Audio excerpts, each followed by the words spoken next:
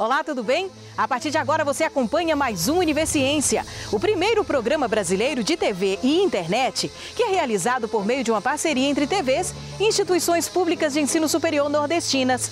Veja quais as pesquisas vamos conhecer hoje. Cientistas da Universidade Federal da Bahia integram um projeto que analisa a poluição nos biomas do Oceano Atlântico. Pesquisadores da Universidade Federal de Sergipe analisam a influência do uso de oxigênio nas atividades físicas. Um perfil das afroempreendedoras da moda da região metropolitana do Recife.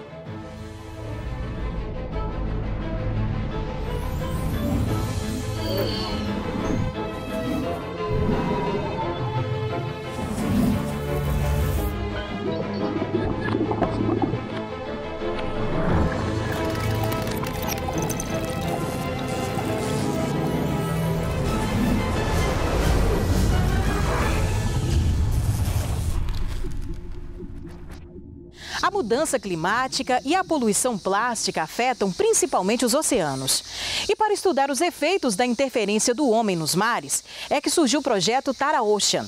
Recentemente, o veleiro de pesquisa esteve de passagem em Salvador durante a expedição que integra o Programa Internacional de Pesquisa Atlanteco. Junto com outras 36 instituições parceiras de 13 países, a Universidade Federal da Bahia também integra o projeto, atuando tanto na pesquisa dos poluentes quanto na análise atual e futura dos microbiomas.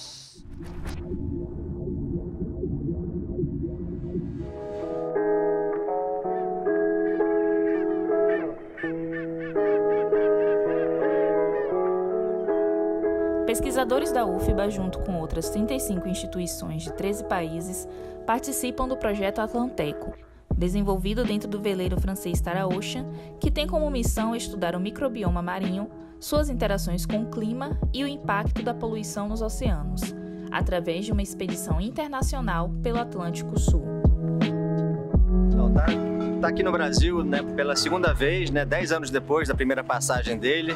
E o Tara já há 20 anos vem fazendo esse trabalho de pesquisa científica sobre o oceano, sobre os impactos das mudanças climáticas, sobretudo na biodiversidade marinha, mas também é um embaixador da sustentabilidade dos oceanos. Então, sempre que nós chegamos a uma cidade, nós trazemos essa mensagem dos oceanos hoje impactados pela mudança climática, impactados pela poluição plástica, e tentamos sensibilizar a população, jovens, crianças, escolas, a essa questão da ecologia dos oceanos, que é pouco falada perto da ecologia da Amazônia, das mudanças climáticas, Então o Tara tem essa vertente de ensinar, de trazer essa informação científica também já traduzida para o grande público.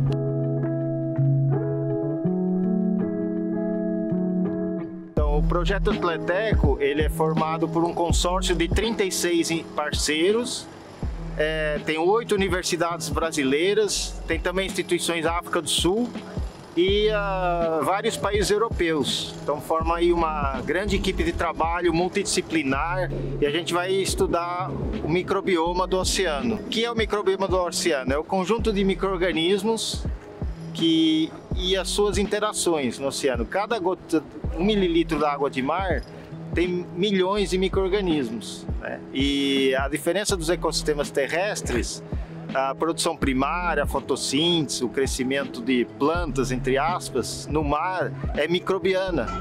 Então não temos as raízes que trazem os nutrientes para as folhas. É o movimento da água do oceano que traz esses nutrientes do fundo. E esses micro-organismos crescem na água e produzem cerca de metade do oxigênio que nós respiramos, Então tem um papel muito importante. Além disso, é um grande sumidouro de carbono o oceano. Então o oceano puxa esse carbono que a gente emite para a atmosfera pela queima de combustíveis fósseis. Cerca de 25% desse carbono é absorvido pelos oceanos graças a esses micro-organismos. Então a gente está estudando aqui nesse projeto como é que as mudanças climáticas influenciam esses micro-organismos e as suas interações. Para a gente poder estudar esses microbiomas, é interessante a gente ter uma ideia da hidrodinâmica, e da parte termodinâmica do oceano, ou seja, como que as correntes e a circulação do oceano afetam essa distribuição desses micro-organismos na água e também no caso do microplástico, que não deixa de ser um poluente. Então, a equipe que está comigo, nós temos professoras, né, ligadas à parte de química, vendo a parte de poluentes, tanto microplástico como outros tipos de poluentes na água do mar, né, e também professores de sonografia física, né. Então, a gente vai usar não só o sensoriamento remoto, mas também produtos de modelagem numérica para poder ver os diferentes cenários, né, e fazer não só entender como que está a situação atual dos nossos microbiomas, tá? Mas também situações futuras. Essas amostras são enviadas em mais de 20 laboratórios, né, para análise, então demora um pouquinho realmente para a gente poder falar de resultado.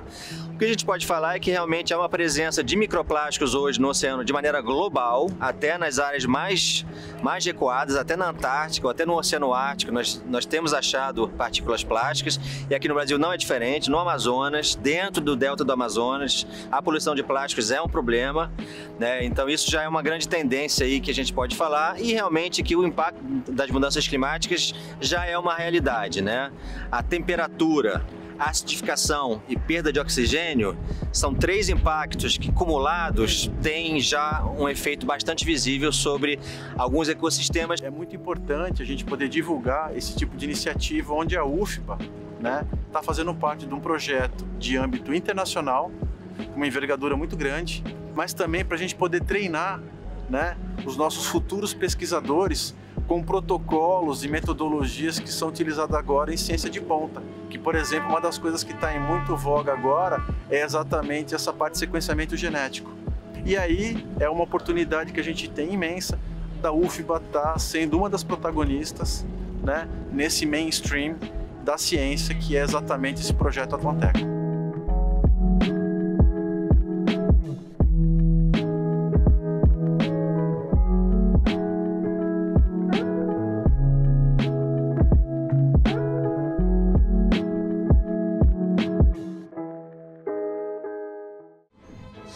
E no próximo bloco você confere, a Universidade Federal do Ceará acaba de desenvolver um protótipo de uma máscara de assistência ventilatória para pacientes com complicações de Covid-19. A gente volta já já.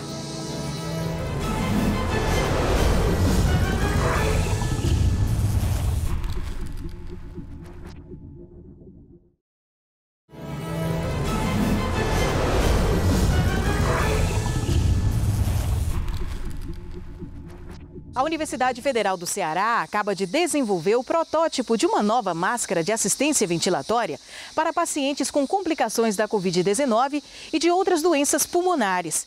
O modelo, desenvolvido por pesquisadores de design da Universidade Federal do Ceará, foi inspirado em máscaras de mergulho e promete eficiência e economia no uso de oxigênio. Confira na reportagem.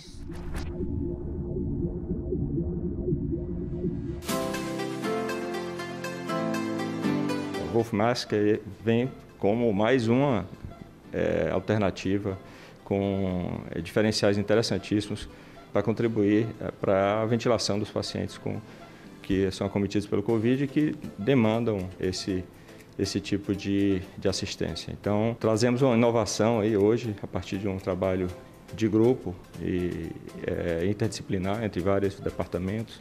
Foi trazido pelo nosso vice-reitor a ideia e a partir de uma demanda aí provocada por modelos de referência, mas que não têm os diferenciais que foram desenvolvidos aqui. A inspiração foi através do desenvolvimento que alguns países fizeram, inclusive no Brasil, de você adaptar uma máscara de mergulho full face para uma máscara de assistência ventilatória.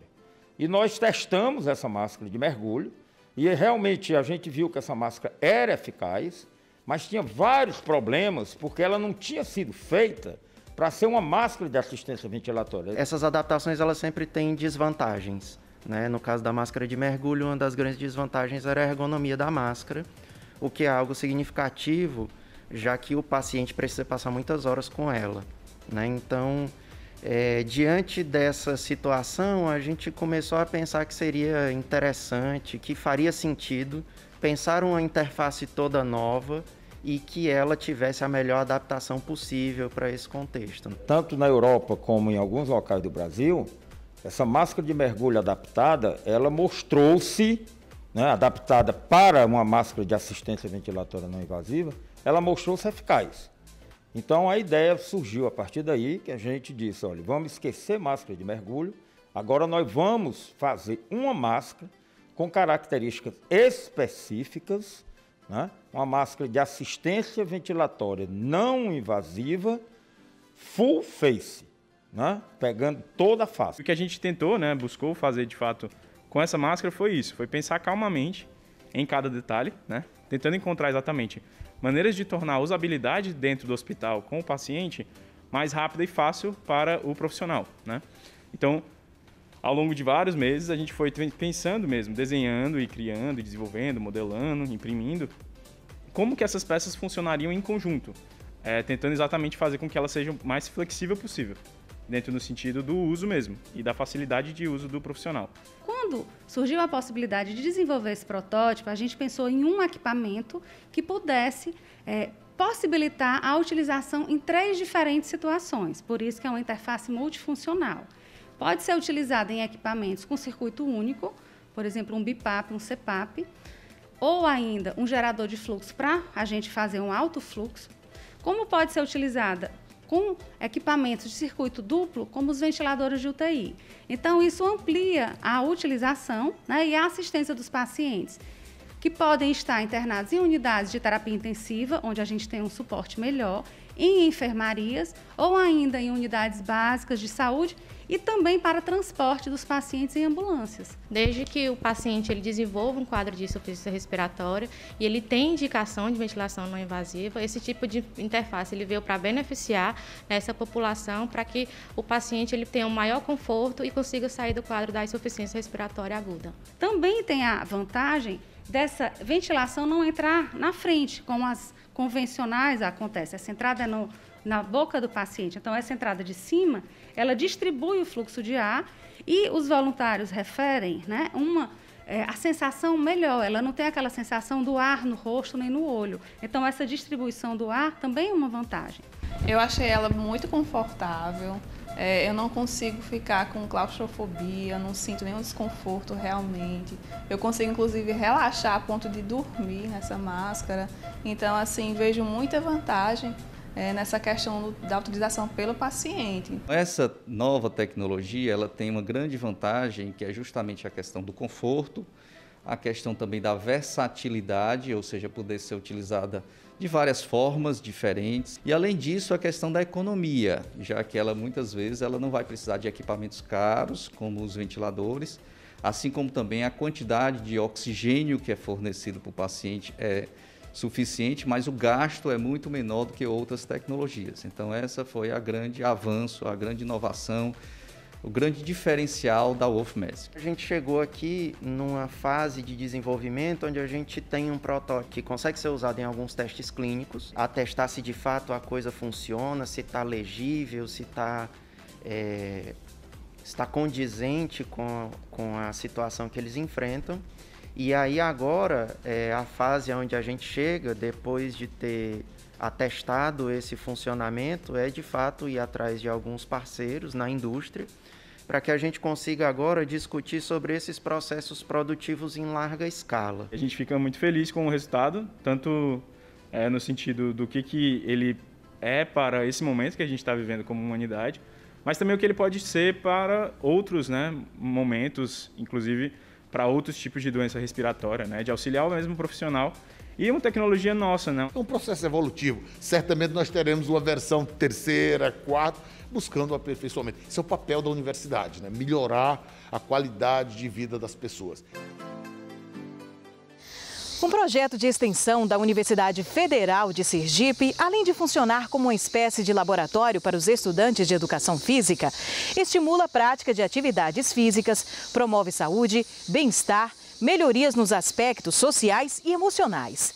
Além de incentivo à participação em provas de corrida, o projeto deu origem a uma pesquisa interessante sobre a influência do oxigênio nas corridas. Vamos acompanhar?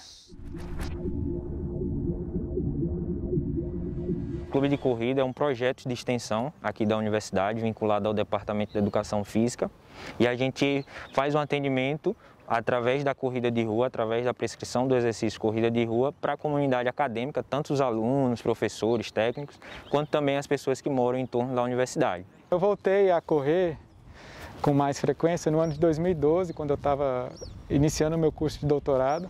E eu estava num período de muitos estudos intensos e aí eu percebi que precisava de uma atividade física para poder equilibrar um pouco com a saúde mental. Aí eu encontrei na corrida essa prática e comecei a correr lá. Na época eu morava em Florianópolis e me fez muito bem e desde então eu não parei de correr. Ele surge em 2015 e a gente tem esses 6 anos aí através de muita teoria e prática, ou seja, tudo que a gente aprende na graduação, durante a graduação, até mesmo o mestrado, a gente consegue aliar a teoria com a prática. A gente gosta de falar que aqui a pista de corrida é o nosso laboratório. Nós gostamos muito de pesquisar aquilo que é polêmico. Se o oxigênio poderia melhorar ou não a performance. Porque as pessoas devagarzinho já estavam usando o oxigênio como uma estratégia, né, de melhorar a performance, mas melhora ou não melhora? Essa era uma questão, né? Nós pegamos um grupo apenas de mulheres, colocamos em laboratório em esteira e comparamos, né, mulheres que treinavam utilizando a recuperação com oxigênio, né, dando um excesso de oxigênio, ou seja, a hiperoxia, e a gente também fez a comparação com um grupo sem oxigênio. E a gente verificou que mesmo devido à polêmica, há uma evidência que parece que o oxigênio pode melhorar a performance. A do anti-inflamatório, o pessoal ia correr longe, ou seja, corridas acima de 20 km, né, 30, principalmente maratona ou as outras corridas que acontecem acima de 42 km. Então o pessoal já levava no bolso o anti-inflamatório, sabendo que vai doer, né, que a musculatura vai responder com dor, e antecipando a isso, lá no meio da corrida já tomava o anti-inflamatório. Só que o que é o grande problema? Eles estão tomando o medicamento sem uma receita, sem estar um uso correto, né? Em cima disso, nós fomos a campo, comparamos o grupo que utilizou anti-inflamatório, que não utilizou inflamatório, para ver se melhorava a performance. Nesse caso, nós vimos que não houve melhora da performance. Porém, a dor até reduziu, mas a melhora da performance não aconteceu. Ou seja, o que os atletas estão fazendo, estão mascarando aquilo que o corpo está respondendo, né? A questão que o corpo está avisando, puxa, você está correndo, né? Está começando a ter dor, tua musculatura está te avisando que pode lesionar. Mas se você mascarar, como é que você vai saber, né, a hora de parar? Aí o grande X da questão é um dos objetivos do clube de corrida, ou seja, é você ter a orientação. Porque é amplo, né? Você tem que ter uma orientação tanto da parte nutricional, quanto uma orientação na parte da tua periodização, ou seja, o pessoal começa a correr, imagina que correu quanto mais rápido, quanto mais longe, que isso vai fazer com que você melhore. Mas na verdade, um treinamento correto, você precisa ondular. Você precisa ter momentos que você tem mais intensidade, momentos que você tem que de fato descansar, momentos que você vai misturar a intensidade com intensidades altas e baixas, que você vai correr mais longe, mais curto, só que mais curto com intensidade. E toda essa periodização, ela que é o que o profissional de educação física faz, né? Muitos começam a correr sem qualquer tipo de orientação profissional e rapidamente se machucam. Sabe aquela história de você querer correr uma quadra e querer fazer isso mais rápido que você pode e você não aguenta nem correr uma quadra? É justamente porque você ainda não tem essas orientações, né? E daqui a pouco uma análise do perfil social das empreendedoras negras da moda da região metropolitana do Recife. A gente volta já.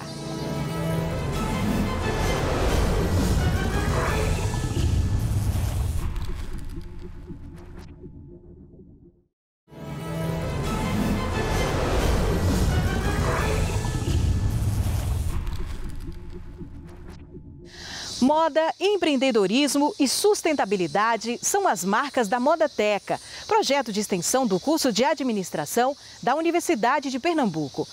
A iniciativa visa incentivar e orientar afroempreendedoras na produção de moda na região metropolitana do Recife.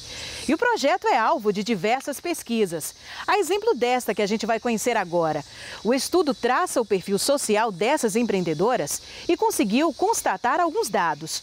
94% das mulheres já sofreram preconceito diante do cenário da moda e 50% atuavam na informalidade.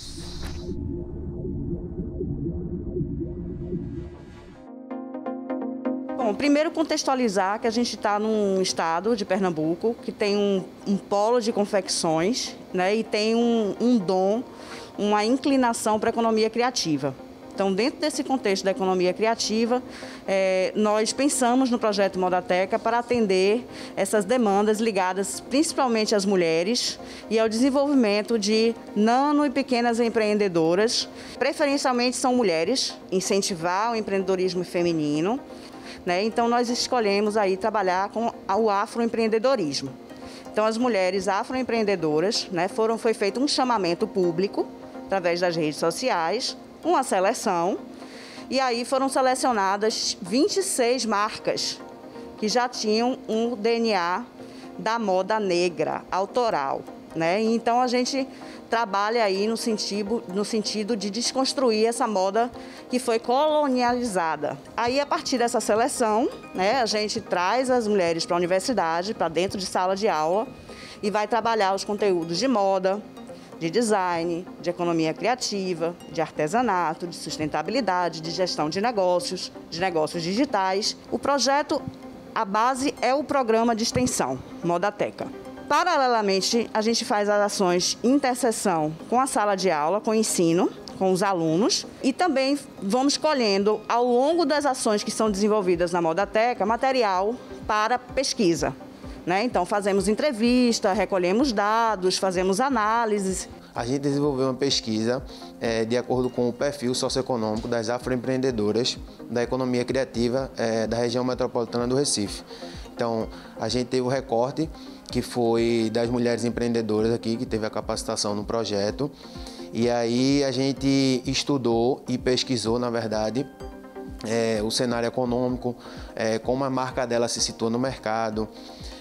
A gente auxiliou no processo de gestão de negócios, no marketing, no empreendedorismo e, em geral, na economia criativa. A gente está vivendo aqui a parte prática, né, no projeto de extensão. Mas a gente entende que essa prática ela precisa ser reconhecida, analisada, adequada, né, e retroalimentar o sistema. Então, a pesquisa ela é importante, a pesquisação, porque ao momento que vão se desenvolvendo as ações, a gente vai colhendo esses dados, né, e fazendo um trabalho científico. E essa pesquisa, ela assim, mostrou as realidades do Brasil. A gente constatou dados alarmantes, por exemplo, que 94% das mulheres já sofreram preconceito diante do cenário da moda. A gente constatou que 50% delas atuavam no trabalho de forma informal. A gente conseguiu elaborar um material técnico que chama Dossiê de Moda, que a gente foi introduzindo esse trabalho de construção das marcas com as empreendedoras e aplicando um trabalho que junta o plano de negócios com o desenvolvimento da coleção.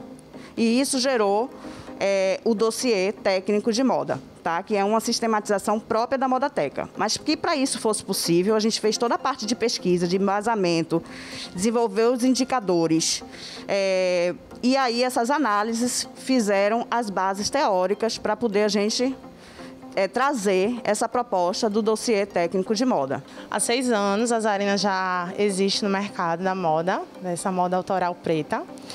E esses 6 anos, né, a gente vem se modificando, entendendo cada vez mais a nossa essência, né, na moda, enquanto pessoa, enquanto sociedade também, né? A gente pensa quando a gente fala em moda, a gente fala também em todo esse contexto. A Zarina, ela surge, né, através de uma inquietação de quem é Jéssica na sociedade, né, de quem é Rodrigo, que é meu companheiro e sócio.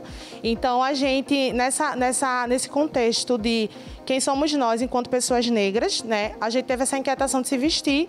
Então, a gente buscou trazer a Zarina, né, como forma de foco, exaltação também da negritude, né? Então a gente traz tudo que a gente traz como viés de roupas, acessórios, recortes. A gente sempre está pensando, né, nessa população que tem essa invisibilidade dentro da sociedade, né? Que elas possam se vestir, se enxergar, se exaltar e se empoderar ainda mais. Pude desenvolver bastante coisa, né? E trazer para minha marca e tá utilizando até hoje, né? Como desenvolver um dossiê, como entender mais sobre as famílias, né, do desenvolvimento de uma coleção. porque eu fazia coleção, mas assim, não tinha essa noção desse desenvolvimento, né? Então eu aprendi muita coisa aqui no Modoteca, né? E aplico, como essa última coleção que a gente está lançando, que é o Patuá Força Ancestral. E o Universiência de hoje vai ficando por aqui. Na próxima edição voltamos com mais pesquisas científicas do nosso Nordeste. Tchau, tchau e até lá!